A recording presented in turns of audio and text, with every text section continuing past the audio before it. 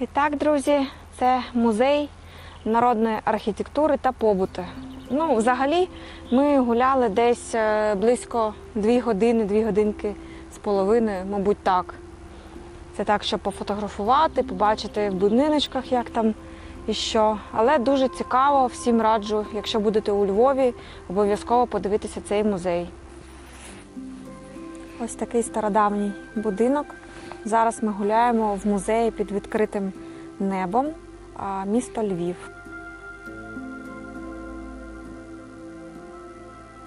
Там, бачите, такі великі кеглі, кружки, кухлі, то пиво пили. Зліва то моя велика така. Це хата 1792 року з села Орявчик з Колійського району Львівської області. Це ще один будинок всередині 1812 року. Десь так. А це ткацькі знаряддя. Стародавні ткацькі знаряддя.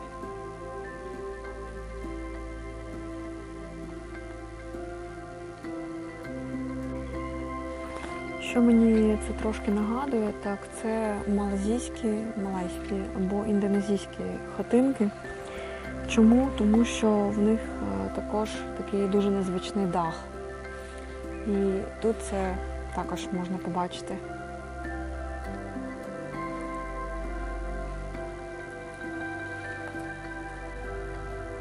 Дивіться, яка гарна церква дерев'яна.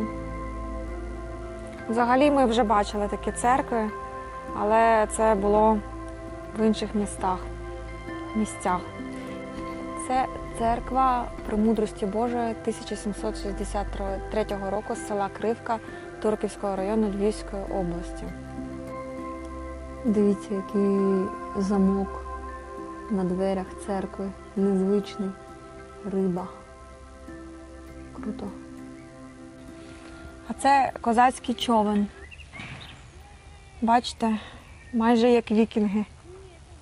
Так, дивіться, це технологія покриття даху гонтою. Бачите, які дощечки?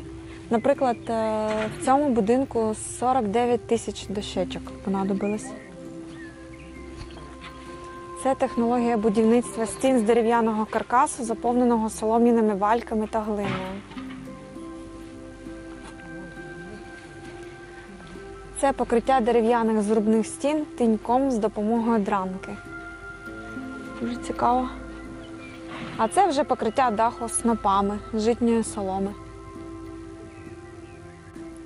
Ось тут можна побачити, скільки дощечок. 49 тисяч дощечок на цей дах пішло.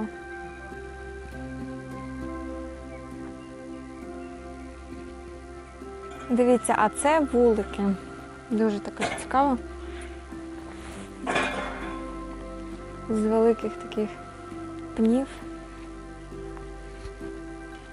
Пень-колода дуплянка. Старовинний поліський вулик. А це також вулик, це макет церкви також. Макет церкви і вулик. Ой, такий гарний. Великий.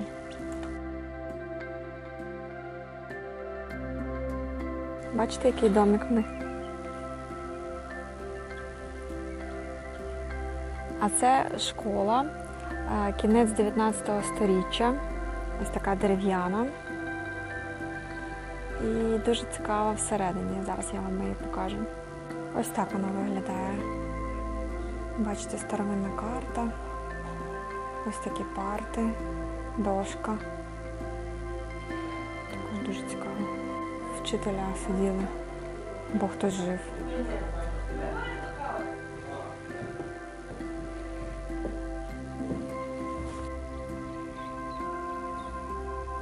Взагалі дуже велика територія і приємно гуляти. І це тільки виставка Львівської області. Тобто щось схоже ми бачили 2 роки тому у селі Колочава. Але Колочава і тут це трошки різні. архітектурні витвори. Яке ж село без коня?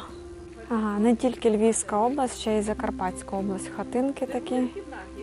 Так, так.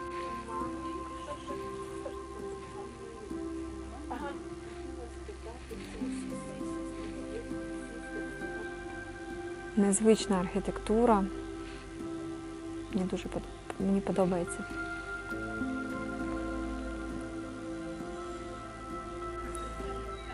А це така колиба.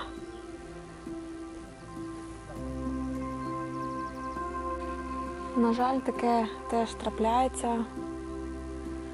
В лютому була пожежа в цьому році і загоріла гражда. Вся ця архітектура мені трошки нагадує вікінгів. Я вже бачу, як якийсь такий бородатий велетень, українець виходить з цієї хати. Іде робити ворогів. Напишіть, будь ласка, в коментарях, чи хотіли б ви жити в такій хатці. А це старий млин, Буковина.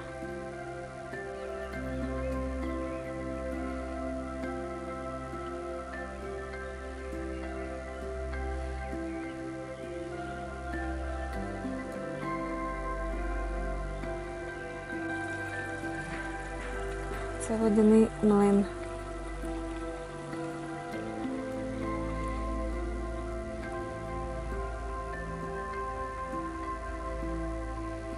А це вже костел або костел. Це вже хто як говорить.